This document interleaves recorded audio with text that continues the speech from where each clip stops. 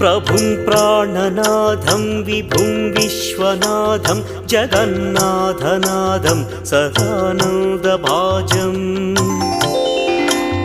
भवद्भव्यभूतेश्वरं भूतनाथं शिवं शङ्करं शम्भुमीशानमीडे गणेरुण्डमालं तनौ सर्पजालं महाकालकालं गणेशादिपालम् जटाजूटगङ्गोत्तरं दैर्विशिष्यं शिवं शङ्करं शम्भुमीशानमीडे